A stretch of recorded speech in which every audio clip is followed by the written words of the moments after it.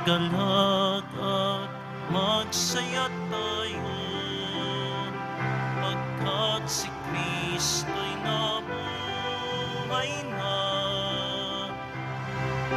Purihin ng Diyos sa dakilang araw na ito, ating isigaw, Alleluia, Alleluia. Iwinagsi ang kasalanan, nalupig ang kamatayan. Sinaya natin ang pag-asa sa pagsilang ng bagong buhay. Magalak at magsaya tayo, pagkat si Kristo'y nabuhay na. Purihin ng Diyos sa dakilang araw na ito, ating isigaw, Alleluia, Alleluia. Sa ngalan ng Ama at ng Anak at ng Espiritu Santo. Amen. Ang pagpapala ng ating Panginoong Jesucristo, ang pag-ibig ng Diyos Ama, at ang pagkakaisa ng Espiritu Santo na ba'y sumainyong lahat. At sumayo rin. Mga kapatid, nasa Sabado tayo ng panglima na linggo ng Pasko ng pagkabuhay ng Pong Jesus Nazareno. Ialay po natin ang misang ito para sa ating Pong Jesus Nazareno, para sa ating mahal na Birhen Maria. Sama natin sa misang ito ang mga intensyon para sa araw ngayon. Ang inyong mga intensyon ay narito sa loob at sa labas ng Basilica Minor ng Itim na Nazareno ng Quiapo. At ang mga intensyon ng mga nakiisa sa atin sa pamamagitan ng live streaming through Facebook Live, YouTube, Twitter at iba pang social media dito sa ating bansa at iba't ibang dako ng mundo. At ang mga intensyon ng mga na-cross-posting ng mga chapels, groups at communities. Isama rin natin sa misang ito ang intensyon para sa kapayapaan sa buong mundo. Mga kapatid, ang pagpalaganap ng salita ng Diyos ay siyang nagdulot ng kabutihang loob sa lahat ng mga nanampalataya kay Kristo, na ang mga hintel ay hinirang rin at maging bahagi sa mga hinirang na bayan ng Diyos. Pero ang pagiging bahagi ng sambayan ng Diyos ay hindi madali. Sa Ebanghelyo ni San Juan, kung kinapuutan ng mundo ang ating Panginoong Hesus, lahat ng nananalig at nampalataya sa pangalan ng ating Panginoong Hesus ay kapuputan din ng mga nasa mundo. At kuminsan ito ay magdulot sa atin ng kalituhan o dili kaya ng isang hindi maayos na pamumuhay at magdulot ng kasalanan. Kaya upang tayo ay gumanap sa banal na pagdiriwang, dumulog po tayo sa iyong Panginoong nagpapatawad ng lubos. Sinugong tagapagpagaling sa mga nagsisisi, Panginoon, kaawaan mo kami. Panginoon, kaawaan mo kami. Dumating na tagapaganyayang mga makasalanan ay magsisi, Kristo, kaawaan mo kami. Kristo, kaawaan mo kami. Nakakaluklok ka sa kanan ng Diyos Ama para ipamagitan kami, Panginoon, kaawaan mo kami. Panginoon, kaawaan mo kami. Kaawaan tayo makapangyarihang Diyos, patawarin tayo sa ating mga kasalanan, at patnubayan tayo sa buhay na walang hanggan. Amen. Manalangin tayo. Ama naming makapangyarihan, sa pagbibigay mo sa amin ng bagong pagsilang sa binyag, pinagkalooban mo kami ng buhay mong walang wakas. Kaming pinatawad at binuhay para makapiling mo kailanman, ay pasapitin mo sa kaganapan ng iyong kadakilaan sa pamagitan ni Kristo kasama ng Espiritu Santo, magpa sa walang hanggan. Amen. Magsiyo po muna ang lahat.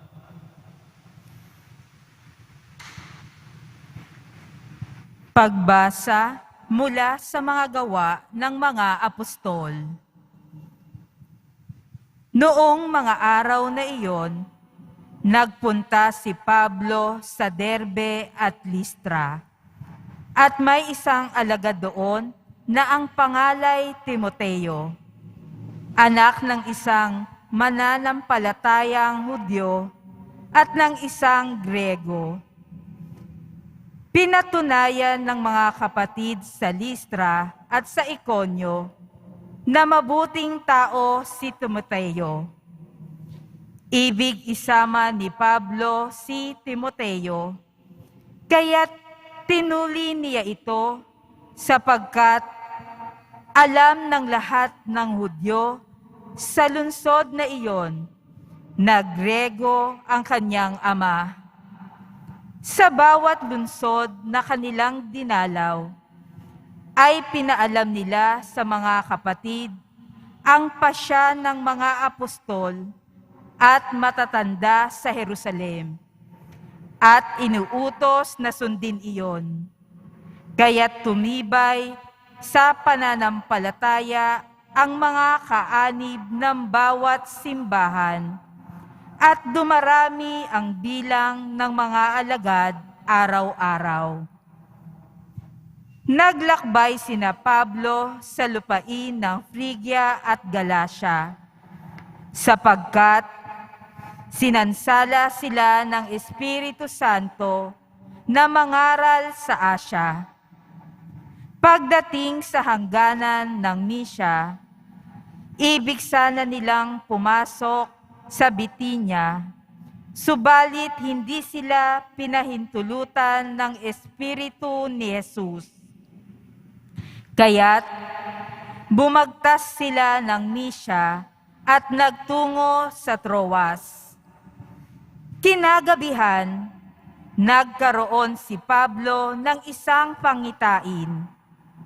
May isang lalaking taga-Macedonia, nakatayo at namamanhik sa kanya. Tumawid po kayo rito sa Macedonia at tulungan ninyo kami. Pagkatapos ng pangitaing ito, gumayak kami agad, sapagkat natanto naming kami tinatawag ng Diyos upang ipangaral sa Macedonia ang mabuting balita. Ang salita ng Diyos. Salamat sa Diyos. Purihin ng lahat ang Diyos, parangalan siyang malugod. Purihin ng lahat ang Diyos, parangalan siyang malugod. Umawit sa kagalakan ang lahat ng mga bansa. Panginooy papurihan, paglingkuran siyang kusa. Lumapit sa harap niya at umawit na may tuwa. Purihin ng lahat ang Diyos, parangalan siyang malugod. Ang Panginooy ating Diyos, ito'y dapat malaman. Tayo'y Kanya, Kanyang lahat, tayong lahat na nilalang. Lahat tayo'y bayan niya, kabilang sa Kanyang kawan. Purihin ng lahat ang Diyos, parangalan siyang malugod. Mabuti ang Panginoon, pag-ibig niya'y walang hanggan. Siya'y Diyos na mabutit, laging tapat kailanman. Purihin ng lahat ang Diyos, parangalan siyang malugod. Magsitayo na po ang lahat.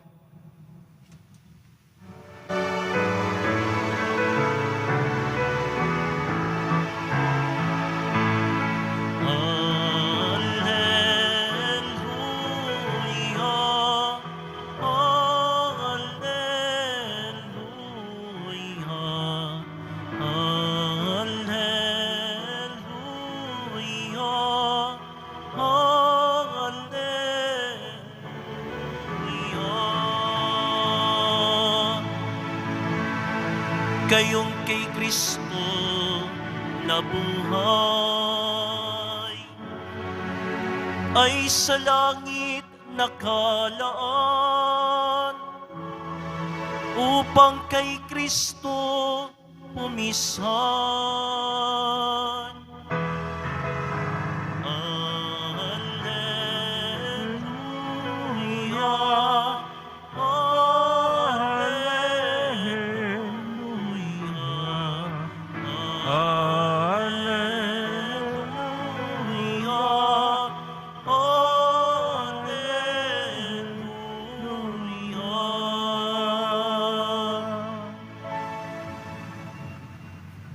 Sumainyo ang Panginoon. At sumayo rin. Ang mabuting balita ng Panginoon ayon kay San Juan. Papuri sa iyo, Panginoon. Noong panahon yun, sinabi ni Jesus sa kanyang mga alagad, kung napupuot sa inyo ang sanlibutan, dapat ninyong malamang na napuot na ito sa akin bago sa inyo. Kung kayo nga'y sa sanlibutan, iibigin kayo nito bilang Kanya. Ngunit yamang hindi kayo sa sanlibutan, kundi pinili ko kayo mula rito. Ito'y napupuot sa inyo. Alalahanin ninyo ang sinabi ko sa inyo. Walang aliping higit kaysa Kanyang Panginoon. Kung ako'y inusig nila, uusigin din nila kayo. Kung tinupad nila ang aking salita, tutuparin din nila ang salita ninyo. Ngunit ang lahat ng ito'y gagawin nila sa inyo dahil sa akin, sapagkat hindi nila nakikilala ang nagsugo sa akin. Ang mabuting balita ng Panginoon. Pinupuri ka namin, Panginoong Jesucristo. Magsiupo muna ang lahat. Magandang araw po, mga kapatid ko ni Kristo. Palakpakan po natin ang Pong Isus Nazareno. Nasa Sabado tayo ng ika-5 na linggo ng Pasko ng muling pagkabuhay ng ating Poong Hesus Nazareno. At sa linggong ito, na tinuturuan tayo na mamuhay at manatili sa pag-ibig ng Diyos. Ngayon sa araw ng Sabado, ang pamumuhay ayon sa pag-ibig ng Diyos ay maghatid din ng pagtutunggali at pag-uusig ng mundo, ng sanlibutan. Sa buhay o kaya sa kalikasan, bahagi na po ang pagtutunggali. Kung ating susuriin ang pangyayari sa buong mundo, bahagi na ang pagtutunggali ng dilim at ng liwanag, ng kabutihan at ng kasamaan. Ang pagtutunggali ng mga tao na napabilang sa masama at ang mga taong napabilang sa mabubuti. Bahagi ito ng buhay, bahagi ito ng kalikasan. At dahil dito, atin pong mauunawaan na ang kabutihan na bigay ng Diyos, nilikha niya ang lahat ay mabuti. Dahil sa kanyang pag-ibig, dapat sana'y pag-ibig at kabutihan ang siyang isabuhay sa lahat. Ngunit dahil sa likas na katunggalian na nasa lahat ng nilikha, maranasan ang tunay na pagtutunggali ng mabuti at ng masama. Pero sa kabila ng lahat, Ito ay nagwagi din ang mga apostol, sina San Pablo, Bernabe, at sinama pa niya ang isang kalahi ng Grigo na si Timoteo upang ihatid ang mabuting balita sa lahat. Mayroong mga lugar na hindi nila pinupuntahan dahil binabalaan sila ng Espiritu ng ating Panginoong Hesus. At may mga pangitain na siyang nagtuturo kay San Pablo at mga apostol na siyang maggabay din sa kanilang paglalakbay, sa kanilang pagtuturo sa mga salita ng Diyos. Kanila pong tinuturo na ang Diyos ay magpag-ibig na walang hanggan. Tapat siya dahil siya ay napakabuti na Diyos. Ngunit hindi naman lahat ay makatanggap ng ganito. Sapagkat mayroon pong pagtutunggali, yung sinasabi natin kanina, ng sanlibutan at ng paghahari ng Diyos. Si San Agustin, sumulat siya ng kanyang aklat, Civitas Dei, City of God, lungsod ng Diyos. At sinasabi ni San Agustin, mayroong dalawang klaseng lungsod. Lungsod ng sanlibutan o mundo at lungsod ng Diyos. Ang lungsod ng sanlibutan o mundo ay punong-puno ng distorsyon, mga panglalamang, puot, galit, paghihiganti, at gera. At pinairal ang kayamanan, ang kapangyarihan at ang katanyagan, hindi ang mga mithiing mabuti. At bahagi na ang korupsyon, ang pandaraya, ang panglalamang sa kapwa. Kaya lumalaganap ang karahasan, ang kasakiman, ang pagkamakasarili, ang bisyo, ang patayan, at ang kulang pakikialam sa kapwa. Ito yung city of the world, ang lungsod ng mundo o lungsod ng sanlibutan. Sa kabila naman, tinuturo ni San Agustin ang paghahari ng Diyos sa Civitas Dei, sa lungsod ng Diyos. At sinasabi, katangian sa paghahari ng Diyos, ang pag-ibig, ang katotohanan, at ang tunay na buhay na nakasentro sa Diyos. Mayroong paglilingkod, mayroong pagkalinga, may pagkamalasakit, may habag, may awa, at laging pinahalagahan ng pag-ibig ng Diyos sapagkat nakasentro kay Kristo, kay Mesiyas ang lahat dahil ito ay nabubuhay sa katotohanan at mithiing Kristiyano dahil ang katotohanan ay siyang magpapalaya. Ebanghelyo ni San Juan, Kapitulo 8, versikulo 32. Ito yung nagkatunggali. Ang makamundo na lungsod at ang makamundo at ang kontra sa mundo na tinatawag na lungsod ng Diyos, ang paghahari ni Kristo. Kung minsan atin ring malalaman na ayon pa sa ating Ebanghelyo ni San Juan, Kapitulo 15, versikulo 18 hanggang 19, sinasabi ng ating Panginoon, kung napupuot sa inyo ang sanlibutan, dapat ninyong malamang napuot na ito sa akin bago sa inyo. Kung kayo nga'y sa sanlibutan, ibigin ito bilang sa Kanya. Ibig sabihin, kapag hindi inuusig ang tao na nagsabi ng katotohanan, ibig sabihin siya ay sa mundo, siya ay sa sanlibutan.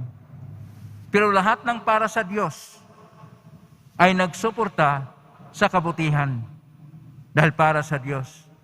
Dahil ang mga makamundo ay magsuporta ng mga taong masasama, ang kanilang pipiliin na pinuno ay masasama o may lahi na mga masasama, sapagkat sila ay napabilang sa tinatawag na sebesteri o lungsod ng lupa, lungsod ng sanlibutan, lungsod ng kasamaan.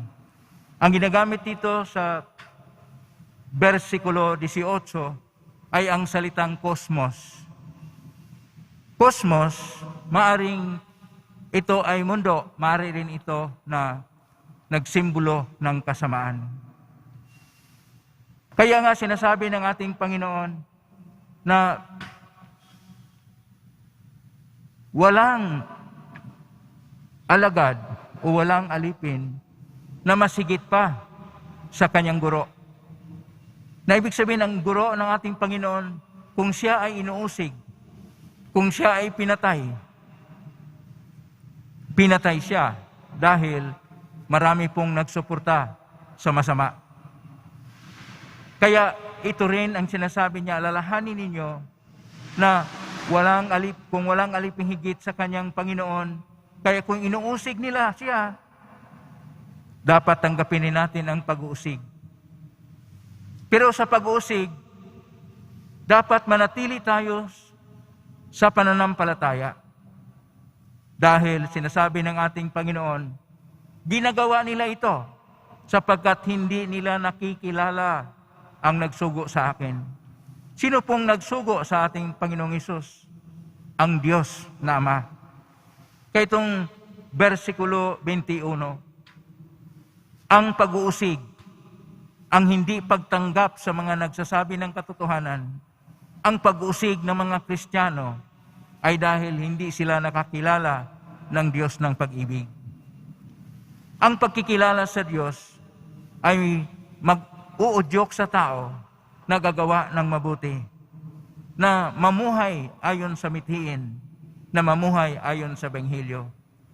Pero kapag ang tao ay nalinlang sa kapangyarihan ng sanlibutan, sa kapangyarihan ng mundo, sa kapangyarihan ng dilim, ang kanya pong suportahin, ang kanya pong pagpasyahan, ang kanya pong pipiliin ay ang kasamaan. Kaya kay tagal na nating namumuhay na bilang Kristiyano, bakit may mga bisyo pa rin? Bakit may mga masama pa rin nangyari? Bakit may mga patayan pa rin? Sapagkat hindi natin nakikilala ang Diyos. Kilalanin nating mabuti ang Diyos. Paano po natin siya kilalanin? Una, ibigin natin ang Diyos higit sa lahat. Pangalawa, ibigin natin ang ating kapwa gaya ng pag-ibig sa sarili. Kung tayo ay umibig sa Diyos at umibig sa kapwa, magkaroon po tayo ng isang positibo na paningin sa buhay. Mayroon po tayo na paraan sa buhay na ayon sa Ebanghelyo. Mayroon po tayong isinasabuhay na maka-Diyos na pamamaraan, panindigan at paningin. Ito ang dapat nating ipairal, na tinatawag tayo na mapabilang sa Diyos. Huwag tayong magsuporta sa kasamaan. Sapagkat kung sinusuporta natin ang kasamaan, lumalago ang kapangyarihan ng demonyo.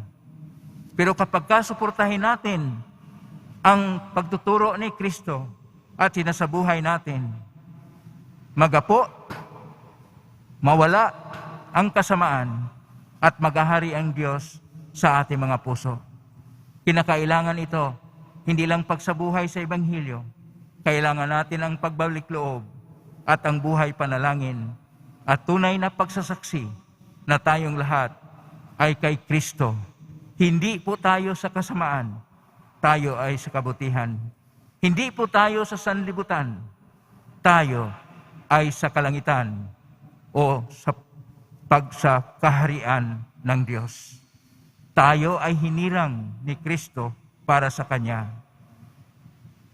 Mayroon mang pag-usig, mayroon mang mapagsubok sa ating pagsabuhay sa tunay na kisang buhay, huwag tayong maghinawa sa pagsasaksi sa buhay panampalataya.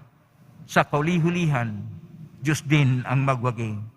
Sa kauli-hulihan, ang kabutihan din ang siyang maghahari sa ating kapaligiran.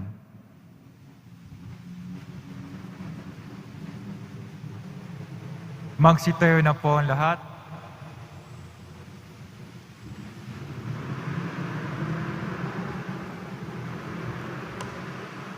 Minamahal kong mga kapatid, buong kagalakan nating purihin ang Panginoon na bumubuhay sa kanyang anak mula sa mga patay, at dahil dito ay nakatitiyak tayo ng buhay na walang hanggan. Hilingin po natin ang tulong ng Panginoon sa mga panahon ng pagsubok at atin pong itutugon. Ama, panatilihin mo kami sa iyong pag-ibig. Ama, panatilihin mo kami sa iyong pag-ibig. Ang ating mga pastor, lalo na ang Santo Papa at mga obispo, naway patuloy tayong busugin sa mabubuting aral. Manalangin tayo. Ama, panatilihin mo kami sa iyong pag-ibig. Ang mga inuusig dahil sa kanilang pananampalataya kay Heso Kristo, naway patuloy na palakasin ng kapangyarihang walang maliw. Manalangin tayo. Ama, panatilihin mo kami sa iyong pag-ibig. Tayo naway makatagpo ng kagalakan sa ating pananampalataya kahit sa harap ng mga pagsubok at kasawian. Manalangin tayo. Ama, panatilihin mo kami sa iyong pag-ibig. Ang mga nagdurusa sa buhay na ito, lalo na ang mga may sakit, naway makatagpo ng ginhawa ng kalooban habang pinagninilayan ang inihahandog ni Jesus sa buhay na walang hanggan. Manalangin tayo. Ama, panatilihin mo kami sa iyong pag-ibig.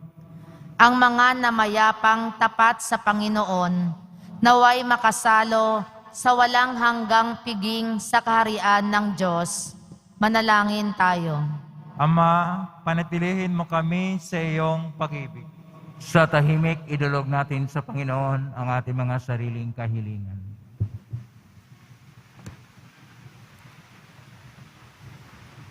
Ama naming Diyos, hinirang mo kami upang makasalo mo ng walang katapusan sa iyong kaharian.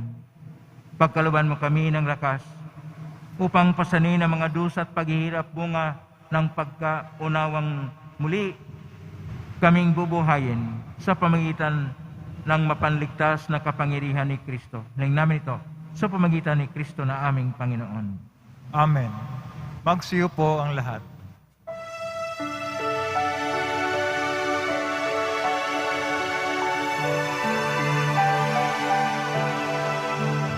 Panginoon, narito ang alay sa iyo, nagmula sa iyong bayang masayang nagsalo.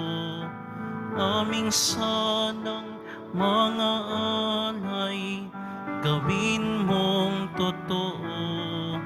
Itong alak at tinapay gawing dugo't katawan mo. Panginoon, Panginoon, alay sa iyo, ng iyong bayan nagpupurit, nagkakaisa sa iyo. Magsitayo na po ang lahat. Manalangin niyo kapatid upang paghahain natin ang kalugdan ng Diyos amang makapangyarihan. Tanggapin nawa ng Panginoon itong paghahain sa iyong mga kamay, sa kapurihan niya at karangalan, sa ating kapakinabangan at sa buong sambayan niyang banal. Ama naming lumikha, tanggapin mo at kalugdan ang mga alay ng iyong angkan, upang sa tulong ng iyong paglingap at pagsusubaybay, ang bigay mo sa aming puhunan ay hindi masayang, kundi tumubo pa ng mga kaloob mong walang katapusan. Sa pamagitan ni Jesucristo kasama ng Espiritu Santo, magpa sa walang hanggan. Amen. Sumainyo ang Panginoon. At sumayo rin. Itaas sa Diyos ang inyong puso at diwa. Tinaas na namin sa Panginoon. Pasalamatan natin ang Panginoong ating Diyos. Marapat na siya ay pasalamatan. Ama naming kapangyarihan, tunay marapat ni kay aming pasalamatan ng pinagdiriwang ang paghahain ng Mesiyas, ang maamong tupa na tumubos sa aming lahat. Ang katawan ng anak mong sa krus na bayubay ay handog ng pag-ibig na walang kapantay. Ito ang paghahain ganap mong kinalugnan. Ito ang nilunggati ng dating pag-aalay. Ang buong sarili ng anak mong si Jesus ay hinain sa iyo upang kami matubos. Siya ang dambana at paring naghahandog. Siya pa rin ang tupang handog na ibinukod. Kaya kaisa na manghel si awit ng papuri sa humpay sa kalangitan, kami nagbubunyi siyang kadakilaan. Santo, Santo, Santo, Panginoon Diyos na mga hukbo, napupuno ang langit at lupa ng kadakilaan mo, o sana sa kaitaasan. Pinagpala ng paririto sa ngalan ng Panginoon, o sana sa kaitaasan. Magsilod po ang lahat. Ama naming banal, ikaw ang bukal ng tanang kabanalan. Kay sumitan ng Espiritu ng banal ang makaloob na ito upang para sa amin maging katawan at dugo ng aming Panginoong Jesucristo. Bago niya pinagtiisang ko sang loob na maging handog, hinawakan niya ang tinapay. Pinasalamatan kanya, pinagati-hati niya yon. Iniabot sa kanyang malagad at sinabi, tanggapin ninyong lahat ito at kanin. Ito ang aking katawan na ihandog para sa inyo.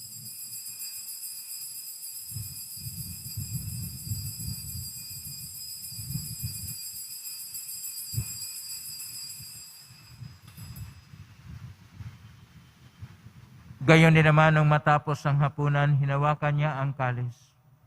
Muli kanyang pinasalamatan. Inabot niya ang kalis kanyang malagad at sinabi, tanggapin ninyong lahat ito at inumin. Ito ang kalis ng aking dugo ng bago at walang hanggang tipan. Ang aking dugo ni bubuhos para sa inyo at para sa lahat, sa ikapagpapatawad ng mga kasalanan.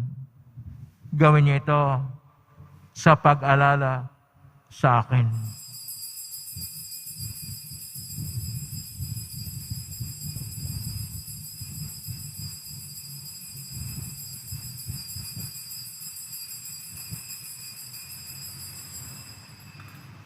Magsitayo na po ang lahat.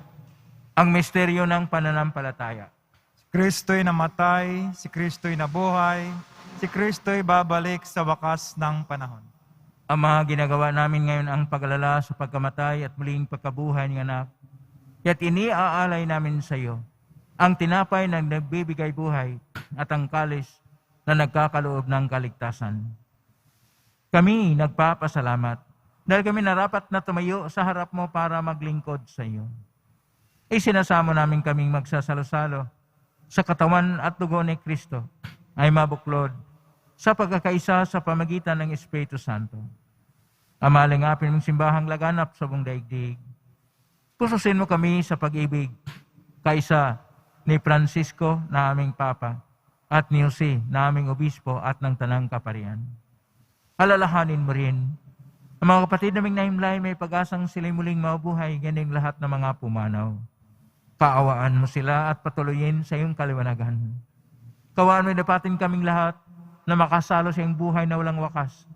Kaisa na Malaberhin Maria ni Ina ng Diyos, ng kabiyak ng puso niyang San Jose, kaisa ang mga apostol, ni San Juan Bautista, ni San Roque, ni San Lorenzo Ruiz de Manila, ni San Pedro Calungsod at ng lahat ng mga banal na namuhay dito sa daigdig ng kalugod-lugod sa iyo.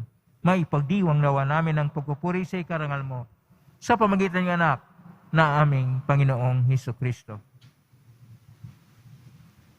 Sa pamamagitan ni Kristo, kasama niya at sa Kanya, Ang lahat ng parangal at papuri ay sa iyo, Diyos Ama, makapangyarihan, kasama ng Espiritu Santo, magpasawalang hanggan.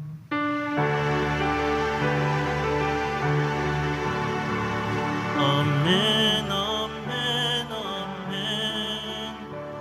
Amen, hallelujah. Purihin ng Diyos, purihin ng Diyos. Amen, hallelujah. Amen, amen, amen. Amen, hallelujah.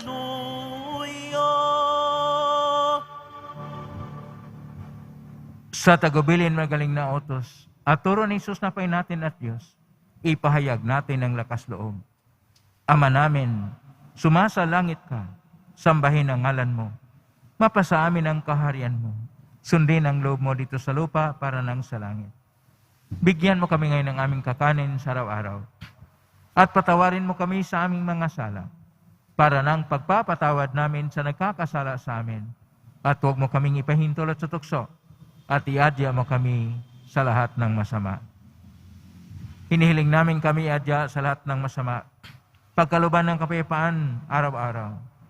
Iligtas sa kasalanan at tilay sa lahat ng kapahamakan, samantalang aming pinanabikan ng dakilang araw ng pagpapahayag ng tagapagligtas naming si Jesucristo. Sapagkat iyo ang kaharian at ang kapangyarihan, ang kapurihan magpakailanman. Amen. Panginoong Jesucristo, sinabi mo si mga apostol, kapayapaan ang iniiwan ko sa inyo, ang aking kapayapaan ang ibinibigay ko sa inyo. Tunghayin ang aming panampalataya at huwag ang aming pagkakasala. Pagkalooban mo kami ng kapayapaan at pagkakaisa ayon siyang kalooban, kasama ng Espiritu Santo magpa sa walang hanggan. Amen. Ang kapayapaan ng Panginoon ay laging sumainyo. At sumayo rin. Magbigayan kayo ng kapayapaan sa isa't isa. Kapayapaan sa inyo. Kordero ng Diyos, nagalis ng mga kasalanan ng sanlibutan, maawa ka sa amin. Kordero ng Diyos, na nagalis ng mga kasalanan ng sanlibutan, maawa ka sa amin. Kordero ng Diyos, na nagalis ng mga kasalanan ng sanlibutan, ipagkaloob sa amin ang kapayapaan. Magsilod po ang lahat. Ito ang kordero ng Diyos. Ito ang nag-aalis na makasalanan ng sanlibutan. Mapalad ang mga inaanyayahan sa piging ng kordero. Panginoon, hindi ako karapat-dapat na magpatuloy sa iyo, ngunit sa isang salita mo lamang ay gagaling na ako. Katawan ni Kristo. Amen.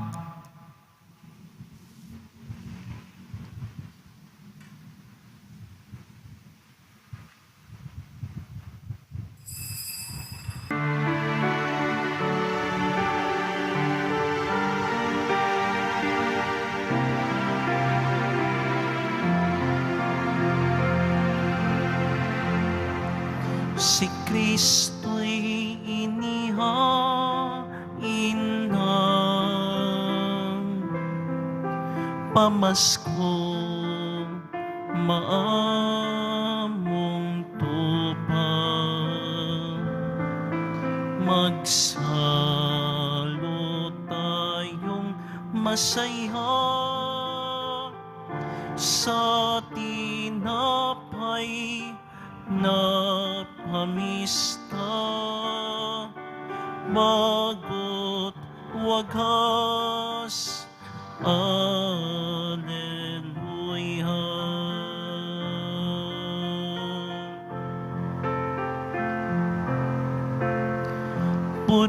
Purihin ang Panginoon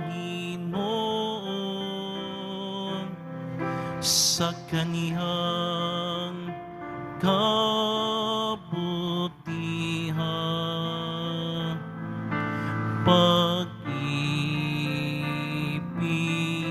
niya'y tunay, naging tapat kailanman.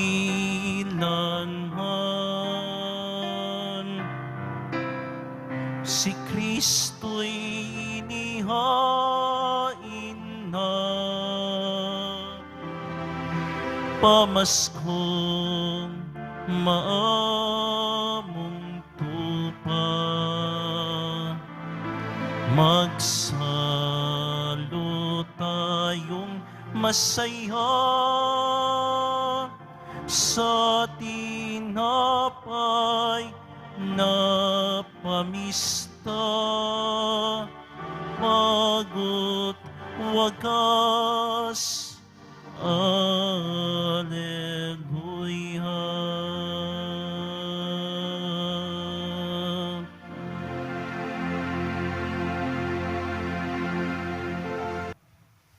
Ama naming mapagmahal, ipagpatuloy mo ang iyong matapat na pagsusubaybay sa iyong mga dinudulutan ng kaligtasan upang ang mga ipinagpakasakit na sagapin ng iyong anak ay makinabang sa pagkabuhay niyang nagbibigay galak.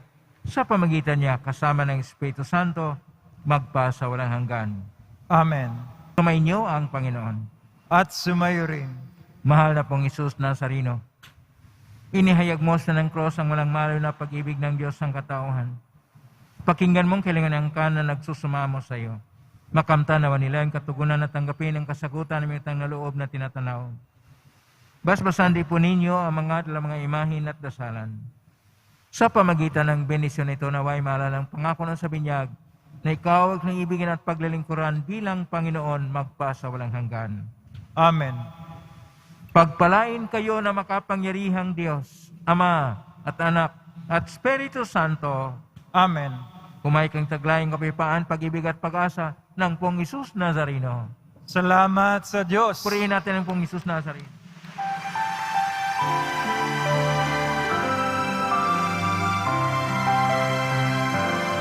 Nuestro Padre Jesus Nazareno, sinasamba ka namin, pinipinto ka namin, aral mo ang aming buhay at kaligtasan.